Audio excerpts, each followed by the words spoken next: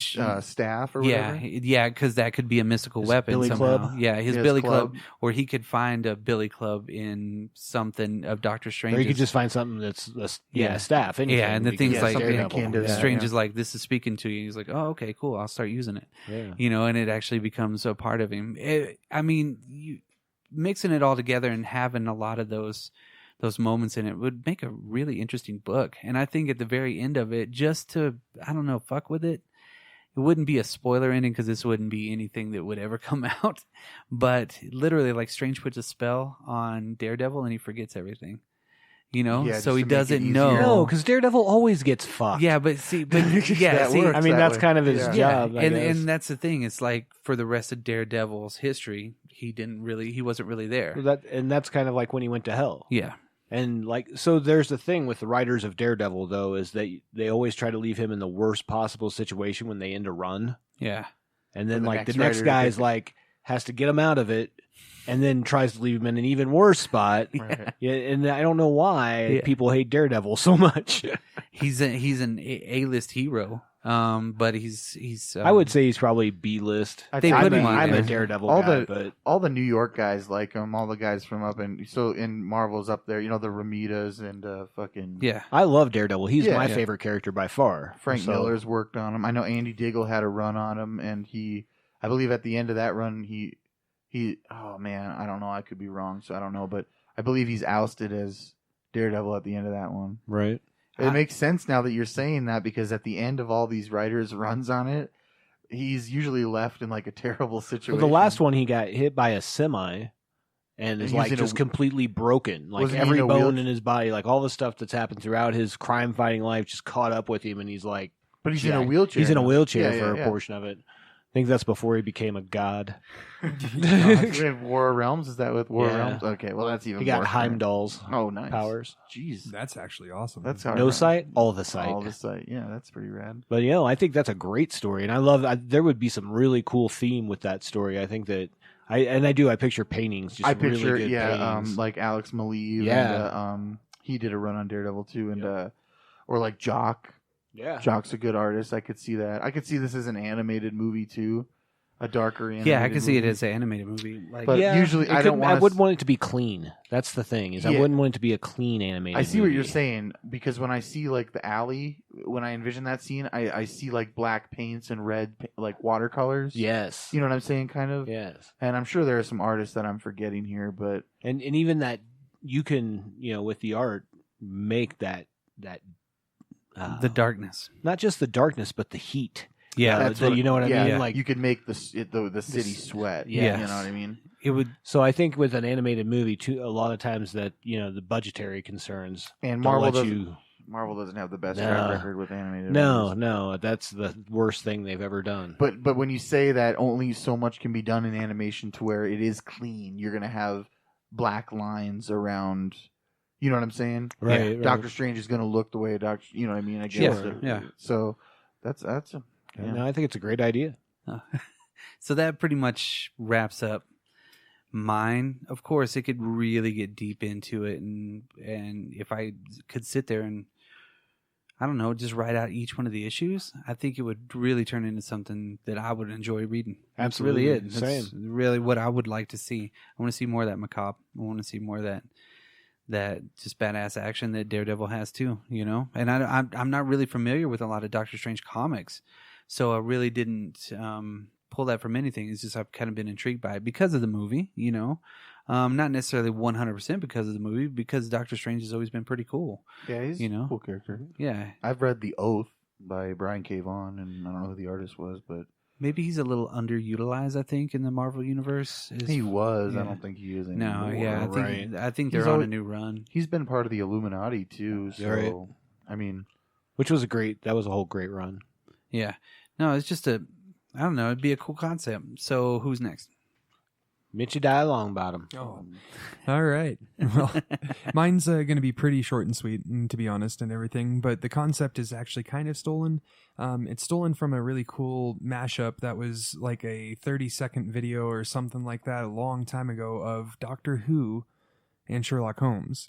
And it was the British BBC Sherlock Holmes and Doctor Who, I think it was Matt Smith. Oh. Which doctor was he? I think the 10th. Oh. Or wait. Yeah.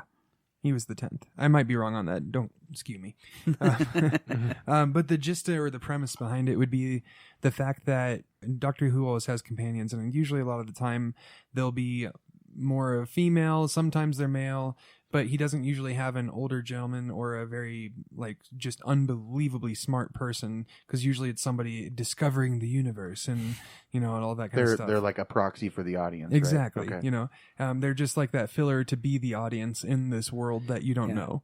But with Sherlock Holmes, he's so logical, and then Doctor Who is so illogical.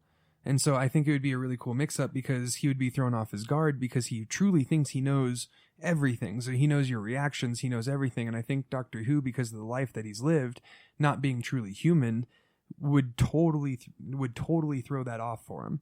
Yeah. It would just make him have to reevaluate everything. But because he's so kind of cynical in the BBC version, at least, and also he's super logical to the point of genius levels. Yeah. He can notice the smallest details and really come above it. Yeah. And one thing with Doctor Who is you travel so many different worlds. It's a really cool concept of just traveling anywhere. You have an infinite amount of episodes because you can go anywhere and any time. That's not something that you see very often. Yeah. And so this is interesting, because it could pose for Sherlock Holmes, he might not be able to see logic in a different civilization as we see logic. Yeah, you know what I'm saying? And the senses that he's trusted so well because he's so smart have been flipped upside down, so he's really having a tough time. But I think at the end of the story, whatever, however long the story is, whatever medium it's in, that he has to have adapted his logic to what he's seen, overcome whatever problem. Actually, it's funny that you say that, because we're very like-minded in certain ways, especially. This was the idea that I had, which was he becomes the companion pretty much. So the first thing that throws him off is, of course, the TARDIS. This is in the little clip where he opens the door, and if you know Doctor Who, the TARDIS is a time-traveling ship, you could say, that could adapt to its surroundings. So whatever the surroundings were, it would change its shape and make it look appropriate for the time, whatever. So it wasn't always a police box? No, it's actually a broken TARDIS. So it's stuck looking like a police box. And it's been broken for a long time. That's my Doctor Who ignorance. I apologize. Yeah, that's okay. You're going to have to help me on that too. That's okay too. So the premise behind it was Doctor Who takes him on, and he sees inside and goes, this can't be, am I dreaming, all this kind of stuff. And then what it leads up to is going on adventures with him and really making Sherlock Holmes possibly a little more open-minded, but still kind of putting on that facade that I know everything, because that's his character, Yeah. The only thing that I would think of is maybe at the very end of it, maybe he figures out how to fix the TARDIS. Maybe that. I like that. That's what I was going to say. Maybe he's the only person that could fix it, or the universal signs for all the different worlds, where he can tie everything together. Somehow he's so smart that he can sense. He sees it all. Yeah, well, not necessarily, but he learns how the common threads in every civilization. Okay. So he knows how to. He notices things that even Doctor Who wouldn't know or something. Oh yeah, he's like on Cyplast floor 4. We figured out that the quasars were the Schmlackmars. Yeah, it's like he learns a universal truth in the universe or something. Yeah, I see that. He's like, so this must be on I get what you're saying. That's interesting. with Doctor Who, he has the ability to take Sherlock Holmes to literally the end of time. Because Doctor Who is a Time Lord, he has control over wherever and whenever. So he could have Sherlock Holmes actually watch the destruction of our entire universe. Wow. And actually watch when it happens and how the world was beforehand. And think of Sherlock's brain and how much he can use knowing the history, what really happened, not what's just in the books, what's in the future, and knowing how everything turns out and how he would be able to change everything. Yeah. That's cool. He'd be the greatest detective. But after a certain amount of knowledge, what if Sherlock wanted to play too much of a god role? Because he started saying, I know how to manipulate this. I know how to change this. I know how to change anything. He becomes a villain? But so he almost becomes the villain, and then Doctor though. Who has to almost stop him. Oh, wow. And then Doctor Who does have the ability, not like just in his hands or anything, but does have the ability to wipe memories. So there's always been... I'm sorry, go ahead. Well, what is... You said he's not human. What is Doctor Who? He's a Time Lord. But is that just his race? So it's a race of Time Lords that kind of watch over the time realm. Like, in other words, the timeline. Because Booster Gold's a Time Lord, too. I mean, like, so is he just... Is he what does he have, like, a race name or anything like that? Like, is he a Flurgan or something? I don't know who Bruce is, but I don't think that has, like, Doctor Who... The same... Oh, no, I know the same... I know they're not the same continuity or right, whatever. so Time Lord is like saying I'm Asian.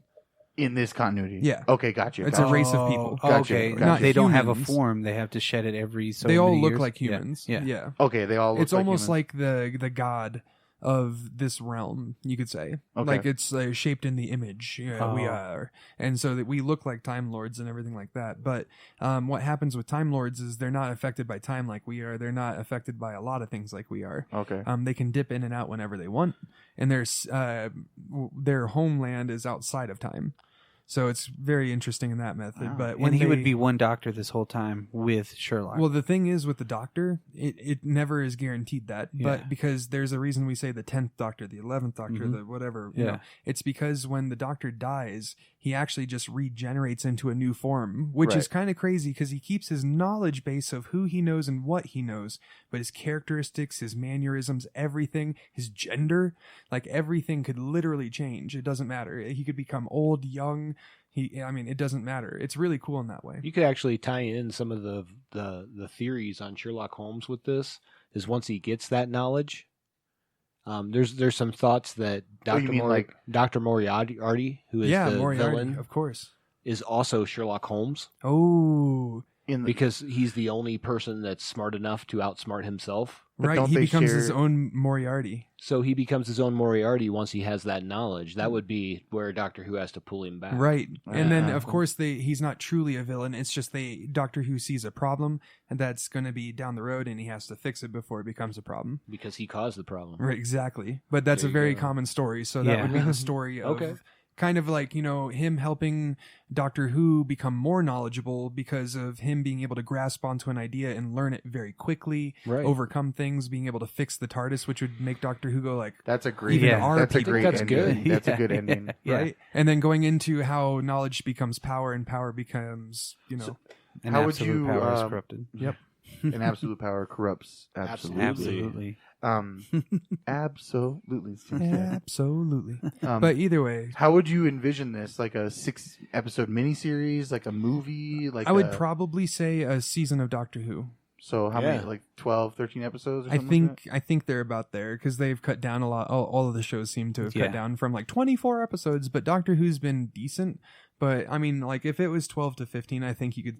I think it could be a shorter season. I think you could do it in shorter episodes. Like 8 episodes, like an 8-episode arc or something. I don't know any. Like I watched Doctor Who when it was on PBS. Oh yeah, way back in the day. Like they were super old, and the guy had curly hair. Right. Yeah, and a scarf. Mostly didn't know what was going on. You know, it was cool because it was a science fiction show. Yeah, like Star Trek. And then they came on right before Red Dwarf, which was awesome. Yep. Red Dwarf is amazing. Yes, it is. Yes, that Sorry, and the IT crowd. We digress. We digress. No, but either way, that idea is just the way that you embellish it for it too. It makes a lot of sense. It Absolutely, would actually look really cool. Like again. Would you do it in a comic? Would you introduce it in a comic? I would prefer TV. I mean, I like comics a lot. I think a season of the show makes sense. Yeah, it would be better than anything where someone should pitch that. I mean, like I don't see why it's already been pitched. Yeah. I mean, my idea is stolen from a very short little clip of the crossover of them meeting. And this is just building on that. So it's not super original. Well, I don't know that has it been pitched though? Has it been a story fleshed out? Probably not. Did someone just edit that together and put it on YouTube? Yeah. That's exactly what it was. They took clips from the 2 shows and they made it unbelievably convincing. But like, it was just the 2 shows with the right angles and the right scenes. Because you could pick a number of, you could cast a new Sherlock Holmes, or you could use like Benedict Cumberbatch. Benedict Cumberbatch is the one I had pictured for how he's a drug addict, very like low, very dry, that kind of Sherlock Holmes. And that is kind of Sherlock Holmes, but how Benedict Cumberbatch does it is really good. Right. Honestly, what I'll do is I'll give the link to you guys and we'll post it on the episode so you can watch that little crossover. Cool. But I mean, that's pretty much it for my segment and everything.